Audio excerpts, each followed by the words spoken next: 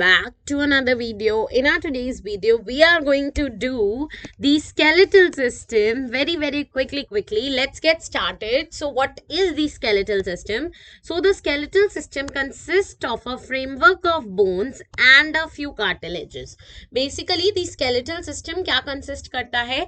एक framework consist करता है bones का और कुछ कार्टिलेजेस का. कार्टिलेजेस होती हैं कम और बोन्स होती हैं ज्यादा. ठीक है जी. बोन्स एंड कार्टिलेजेस जो होती हैं वो एक स्पेशलाइज कनेक्टिव टिश्यू होती हैं. बोन के पास एक हार्ड मैट्रिक्स होता है क्योंकि बोन के पास कैल्शियम सॉल्ट्स होते हैं और कार्टिलेज के पास एक प्लाइबल मैट्रिक्स होता है यानी फ्लेक्सिबल मैट्रिक्स होता है क्योंकि उसके पास कॉन्ड्रोटिन सॉल्ट्स होते हैं. अब हमारा जो सिस्टम है वो दो तरह से बना होता है, बोन से यानी 206 बोन से और थोड़ी सी कार्टिलेजेस से हमारा जो सिस्टम है पूरा का पूरा वो बना होता है. 206 bones and a few cartilages. अब हमारा जो स्केलेटल सिस्टम होता है वो दो तरह से डिवाइडेड होता है. एक होता है एक्सियल स्केलेटल सिस्टम जो कि मेन बॉडी के अक्रॉस होता है जिसमें वर्टिब्रल कॉलम, स्कल और रिब्स आते हैं. ठीक है. और एक होता है अपेंडिकुलर जिसमें आपके ग्रिडल्स आते हैं एंड लिम्स आते हैं. अब हम बात करेंगे एक्सियल स्केलेटल सिस्टम की. एक्सियल स्केलेटल सिस्टम में स्कल होता है, वर्टिब्रल कॉलम होता है, स्टर्नम होता है, रिब्स होती हैं. वर्टिब्रल कॉलम पीछे की तरफ होता है, स्कल ऊपर होता है और स्टर्नम आगे होता है, रिब्स बीच में होती हैं. Clear everybody. अब हम बात करेंगे स्कल की. स्कल के पास दो पार्ट्स ऑफ होते हैं, एक होता है क्रेनियल, एक होता है फेशियल. टोटल जो होती है क्रेनियल एंड फेशियल वो होती है 22 बोन्स. क्रेनियल बोन्स जो होती है वो 8 ही होती हैं, बाकी की सारी फेशियल होती हैं. नाउ ये सारी क्या करती हैं? क्रेनियल बोन्स मिलके एक आउटर कवरिंग बनाती हैं ब्रेन के लिए जिसको हम क्रेनियम कहते हैं. और जो फेशियल रीजन होता है स्कल का है ना वो मेडअप होता है 14 स्केलेटल एलिमेंट से जिसको हम front part of the skull भी कहते हैं. तो 14 + 8 कितना हुआ बताओ जल्दी से. 14 + 8 कितना हुआ? 22 हो गया ना. और नीचे एक सिंगल यू शेप्ड बोन भी होती है जिसको हम कहते हैं हायोइड जो कि आपकी जॉ वाली होती है ना, जो जॉ वाली वो मूवेबल होती है, मूवेबल जॉ होती है ये. और ये बकल कैविटी में होती है, मूवेबल बोन होती है ये. ठीक है. अगला है हमारे पास ईयर. ईयर क्या है? ईयर 3 टाइनी बोन से बना होता है, मैलियस, इनकस एंड स्टेप्स. ठीक है. इन सब मिला के हम ईयर ऑसिकल्स कहते हैं. क्या कहते हैं? Ear ossicles. और स्कल रीजन जो है ना वो कनेक्ट करता है superior region of the vertebral column से यानी ऊपर के रीजन से वर्टिब्रल कॉलम से दो ऑसिपिटल कॉन्डाइल्स के थ्रू. ऑसिपिटल कॉन्डाइल्स को हम कहते हैं dicondylic skull. Clear everybody. All right. Moving on we have the vertebral column. Vertebral column जो है वो 26 वर्टिब्रा का बना होता है जो कि पीछे की तरफ होती हैं. अब 26 वर्टिब्रा का क्या मतलब है? ये एक्सटेंड करते हैं बेस ऑफ द स्कल से और कॉन्स्टिट्यूट करते हैं पीछे का पूरा ट्रंक रीजन. ठीक है. हर एक वर्टिब्रा के पास एक सेंट्रल हॉलो पोर्शन होता है. क्या होता है? एक सेंट्रल हॉलो पोर्शन होता है हर एक वर्टिब्रा के पास जिसको हम कहते हैं न्यूरल कनाल. क्या कहते हैं? न्यूरल कनाल. जैसे कि आप समझो ये एक स्पाइनल कॉर्ड है और इधर से ये सेंट्रल पोर्शन हॉलो है तो इसके थ्रू, ये सेंट्रल पोर्शन के थ्रू क्या होता है? एक स्पाइनल कॉर्ड पास करती है. स्पाइनल कॉर्ड का काम क्या होता है? मैसेजेस पहुंचाना. राइट. फर्स्ट वर्टिब्रा को हम कहते हैं एटलस एंड वो वर्टिब्रा किससे कनेक्ट करती है? ऑसिपिटल कॉन्डाइल से. फर्स्ट वर्टिब्रा जो है वो आपकी ऑसिपिटल कॉन्डाइल से स्कल के थ्रू कनेक्ट करती है. वर्टिब्रल कॉलम 5 चीजों में डिवाइडेड होता है. सर्विकल 7 होती है, थॉरिक 12 होती हैं, लुम्बर 5 होती हैं, सैक्रल 1 होती है और कॉक्सिगिगल भी 1 ही होती है. Cervical 7, lumbar 5, thoracic 12, sacral 1 and coccygeal 1. और ये दोनों जो होती हैं ये फ्यूज्ड होती हैं. ठीक है. ये स्टार्ट करते हैं स्कल से और एंड होता है कॉक्सिगल 1 पे. ठीक है जी. Now the vertebral column protects the spinal cord. ये इसका मेन फंक्शन होता है. Second, it supports the head. Third, it serves as the point of attachment of ribs and musculature of the back. तो रिब्स इससे आके जोड़ते हैं और पीछे का मस्कुलर जो रीजन होता है बैक का वो भी इससे जुड़ता है. स्टर्नम जो है आगे की तरफ एक मिड लाइन होती है थॉरिक्स में, थॉरिक वर्टिब्रा में. ठीक है जी. अब आ जाओ रिब्स पे. रिब्स क्या होते हैं? रिब्स आर 12 इन नंबर, यानी total 24 in number, 12 pair in number and 24 total. Each rib जो है, हर एक रिब जो है वो फ्लैट बोन का कनेक्टेड होता है dorsally. Each rib is a thin flat connected dorsally, ठीक है। एक फ्लैट बोन होती है जो कि पीछे की तरफ कनेक्ट होती है वर्टीब्रल कॉलम से, और आगे की तरफ होती है कनेक्ट स्टर्नम से। आगे की तरफ किससे कनेक्ट होती है? स्टर्नम से। और पीछे की तरफ किससे कनेक्ट होती है? वर्टीब्रल कॉलम से। It has two articulation surfaces on it, जैसे कि डॉर्सल एंड इट्स बाइसेफलिक। पीछे क्या होते हैं? दो आर्टिकुलर सर्फेसेस होते हैं जिनको हम कहते हैं डॉर्सल एंड, पीछे की तरफ, और वो बाइसेफलिक होता है। Now first 7 pairs of the ribs, ये देखिए फर्स्ट 7 पेयर्स आपको यहाँ दिख रहे हैं, ये वाले first 7 pairs of the ribs are called as the true pairs. ये पहले 7 जो आपको दिख रहे हैं इनको हम कहते हैं ट्रू पेयर्स। अब क्या होता है? ये पीछे की तरफ वर्टिब्रा से कनेक्टेड होते हैं और आगे की तरफ स्टर्नम से कनेक्टेड होती है through the help of the hyaline cartilage, ठीक है जी। अब 8th और 9th एंड 10th जो होते हैं वो डायरेक्टली स्टर्नम से नहीं, लेकिन 7th वाले से कनेक्टेड होते हैं with the help of hyaline cartilage. देखो 8th 9th एंड 10th आपको दिख रहे हैं, ये 8th 9th एंड 10th किससे कनेक्टेड है? 11th नहीं, 11th और 12th फ्लोटिंग रिब्स होते हैं। 8 9 एंड 10 आपको दिख रहे हैं, ये रहे, ये किससे कनेक्टेड है? ये 7th वाले से कनेक्टेड है, इस वाले से, ठीक है। तो ये आपको दिख रहे होंगे, ये होते हैं हाइलेन कार्टिलेज से कनेक्टेड थ्रू दी 7th, ठीक है, स्टर्नम से, ठीक है। अब लास्ट वाले 11 एंड 12 को हम कहते हैं वर्टिब्रोकॉन्ड्रल रिब्स, यानी कि फॉल्स रिब्स। वर्टिब्रोकॉन्ड्रल रिब्स यानी कि false ribs, they do not attach to the sternum, लेकिन पीछे की तरफ they are connected to the vertebra, ठीक है। तो thoracic vertebra ribs and sternum together form the rib cage. ये जो टुगेदर आपको ये जो रिब केज का स्ट्रक्चर दिख रहा है, किससे बना हुआ है? आगे की तरफ स्टर्नम, ये स्टर्नम, देन ये सारे रिब्स, एंड पीछे की तरफ ये जो बड़ी सी दिख रही है वर्टिब्रल कॉलम। Clear everybody? अब हम आ गए हैं अपेंडिकुलर स्केलेटल पर। ये सेकेंड पार्ट है स्केलेटल सिस्टम का ही। एक्सियल खत्म हो जाता है यहाँ पर, अब हम आ गए हैं अपेंडिकुलर स्केलेटल पर।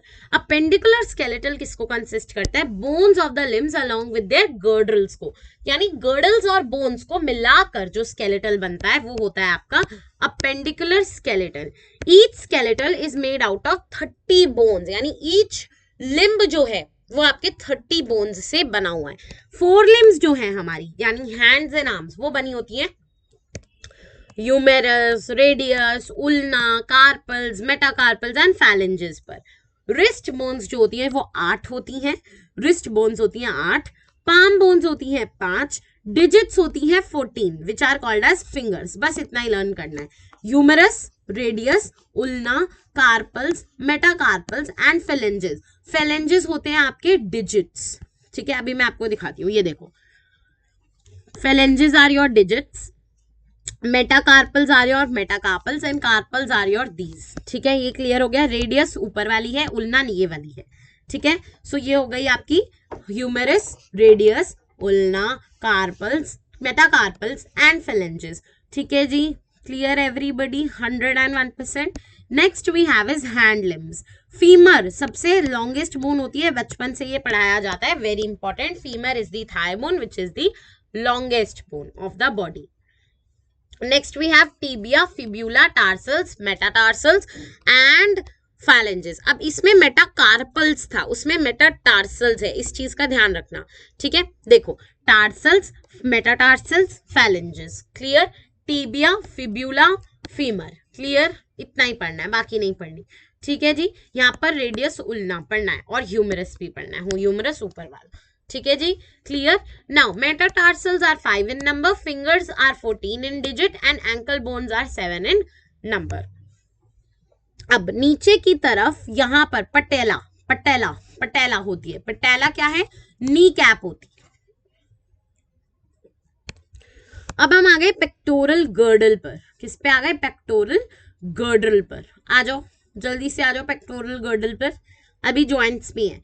Pectoral girdle help in the articulation of the upper limbs in the axial skeleton. Pectoral girdle यानी कि ऊपर वाला, ठीक है, और नीचे वाला तो पेल्विस होता है, ठीक है। तो ये किस में हेल्प करता है, articulation of the upper limbs with the axial skeleton, यानी एक्सियल स्केलेटन इसके थ्रू जो है आर्टिकुलेट करता है नीचे वाले लिम्स ऊपर वाले लिम्स के साथ। Clear, okay. This is formed of two halfs, दो हाफ्स का बना होता है, एक राइट साइड एक left side. Each half is made of clavicles and a scapula, आपको ये दिख ही रहा है, ये क्लैविस है और ये स्कैप्यूला है, दिख रहा है दोनों आपको, और ये एक हाफ है, ठीक है। और ऐसा ही दूसरा हाफ आपके, ये लेफ्ट साइड है तो वो राइट साइड भी होगा।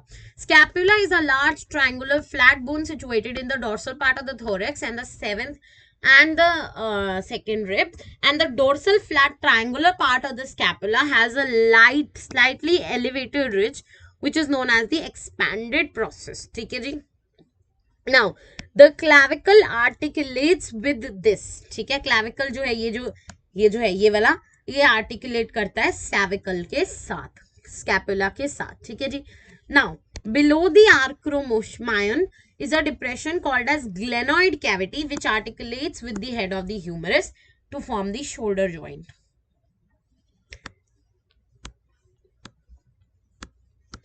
Each clavicle is a long slender bone with two curvatures. This bone is commonly called as the collarbone. अब हम आते हैं pelvic girdle पर। pelvic girdle ये आपका जो pelvic girdle है, this is also very similar to your pectoral girdle, और ये pectoral girdle से easy होने वाला है। इसमें क्या है, ये हेल्प करता है lower limbs को with the axial skeleton formed of two halves। इसमें दो coxal bones होती हैं बस, ठीक है। Each coxal bone is formed of the fusion of three bones, ilium, ischium, pubis, ठीक है, ilium, ischium, pubis, ठीक है, और दो coxal bones होती हैं इसमें, दो coxal bones। All right, at the point of the fusion of the above bones, ठीक है, is a cavity called as acetabulum, ठीक है जी। At the point of the fusion of the above bones, fusion जो होता है above bones का, ठीक है, वो कहाँ है, acetabulum में, ठीक है, to which the thigh bone is articulating, ठीक है। The two halves of the pelvic girdle meet ventrally to form the pubic symphysis containing fibrous cartilage. Clear everybody? अब हम आ गए हैं joints पर, joints पर आ जाओ, joints पर, all of you come to joints, yes, joints पे आ जाओ। joints जो है वो हमारे कॉन्टैक्ट होते हैं बिटवीन बोन्स और बिटवीन बोन्स एंड कार्टिलेजेस, ठीक है। अब ये क्या होता है, force generated by muscles is used to carry out movement by joints, ठीक है जी, ठीक है। तो the movability at these joints vary depending on different factors, है ना। मूवेबिलिटी जो है वो डिपेंड करती है डिफरेंट फैक्टर्स पे, ठीक है। अब the movability at these joints very, ठीक है, बहुत सारी चीजों पर ये वेरी करते हैं, यानी कुछ फैक्टर्स पर ये वेरी करते हैं, है ना। अब fibrous joints do not allow any movement, है ना, fibrous joints do not allow any movement, है ना। फाइब्रस जॉइंट्स बिल्कुल भी मूवमेंट नहीं अलाउ करेंगे, जैसे कि आपके स्कल में होते हैं, ठीक है, ठीक है। तो फाइब्रस जॉइंट्स बिल्कुल भी मूवमेंट अलाउ नहीं करते। This type of joint is shown by the flat skull bones which fuse end to end with the help of dense fibrous connective tissues in the form of sutures to form the cranium. So basically cranium जो बनता है वो fibrous joint से बनता है, उसकी एक जो bone है वो दूसरी bone से जुड़ी होती है through fibrous joints because they do not allow any kind of movement. अब अगर हम बात करें कार्टिलेजियस जॉइंट्स की, है ना, तो the bones involved are joint together with the help of cartilages. तो यानी कि एक मिनिमम अमाउंट ऑफ मूवमेंट आपको अलाउ किया जाता है। इट परमिट्स लिमिटेड मूवमेंट, ये आपके वर्टिब्रा में होता है ना, वर्टिब्रा में होता है ना। फिर आते हैं साइनोवियल जॉइंट्स, ये क्या होते हैं, इनके अंदर presence of a fluid filled synovial cavity होती है जो कि बोन्स को पूरा ही मूव करने देती है। जैसे कि ये कहाँ प्रेजेंट होते हैं, ये आपके बॉल एंड सॉकेट जॉइंट में होते हैं जो कि ह्यूमरस एंड पेक्टोरल गर्डल में है, हिंज जॉइंट में, पाइवेट जॉइंट में, ग्लाइडिंग जॉइंट में, सैडल जॉइंट में, ये आपकी बहुत सारी जगह होते हैं। These joints help in the locomotion and many other movement. अब मैं कह दूं मैं सर से लोकोमोशन करूंगी तो वो तो जॉइंट ही नहीं हिलता ना। Such an arrangement allows considerable movement. ठीक है जी। अब disorders of the muscular and the skeletal system आ जाओ। नाउ माइसेथीनिया ग्रेविस ये क्या होता है, एक ऑटो इम्यून डिसऑर्डर होता है जिसकी वजह से न्यूरोमस्कुलर जंक्शन जो है वो फैटीग, पैरालिसिस और स्केलेटल मसल का जो है ये वो होता है। ठीक है, तो autoimmune disorder affecting neuromuscular junction leading to the fatigue और पैरालिसिस जो है स्केलेटल मसल की। ठीक है, अगला होता है मस्कुलर डायस्ट्रॉफी। मस्कुलर डायस्ट्रॉफी क्या होता है, इसमें क्या होता है, progressive degeneration of the skeletal muscle हो जाता है due to genetic disorder. Then होता है टेटनी। टेटनी में आपको Ca++ के जो लो कंसेंट्रेशन है वो मिलती है। रैपिड स्पैम्स यानी कि वाइल्ड कॉन्ट्रैक्शंस। फिर आते हैं आपके अर्थराइटिस, इसमें इन्फ्लेमेशन ऑफ द जॉइंट्स हो जाता है। Then osteoporosis age related disorder होता है ये। देन आता है गाउट, इसमें भी इन्फ्लेमेशन ऑफ द जॉइंट्स होता है due to the accumulation of uric acid crystals. With this, we have completed the chapter locomotion and movement, the most difficult chapter of your last unit. So, thank you so much for watching the video. I hope you understood the video. ये बहुत छोटी सी video मैंने रखी, quick video रखी, क्योंकि skeletal system usually बच्चों को learn ही करना पड़ता है, उसमें समझने का कुछ नहीं होता. So subscribe, bye bye, take care.